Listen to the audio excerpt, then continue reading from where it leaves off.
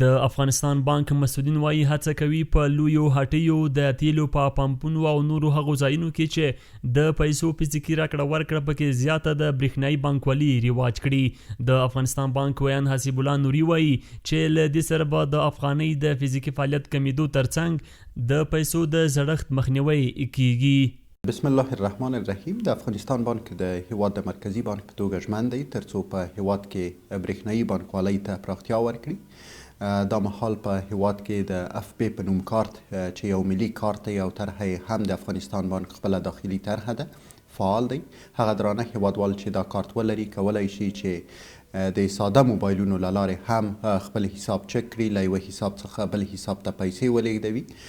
حسیب الله نوري دغه راز زیاتوي چې له دې سره به د سکتوري او سوداګریزو ادارو په ورځني فعالیتونو کې پراختیا، چټکتیا او روڼتیا هم رامنځته شي.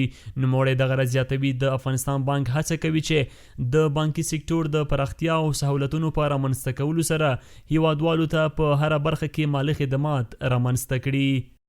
همدارنګه د دې کارت لرونکي کولی شي چې په هغو لویو هټیو کې چې هلته پاس ماشینونه موجود وي خپل تادیات ترسره کړي.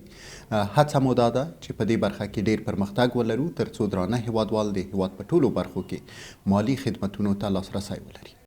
د یادونې وړ ده چې د خصوصي سکتور غړي بیا له افغانستان بانک څخه غوښتنه لري ترڅو دا لړۍ په چټکۍ سره پراخه کړي. د افغانستان بانک مسؤلین بیا وایي چې د برېښنایي تادیاتو دا لړۍ به له پلازمینې کابل څخه پیل، بیا به د زونونو په کچه او داسې به ټول هیواد ته پراختیا پیدا کړي.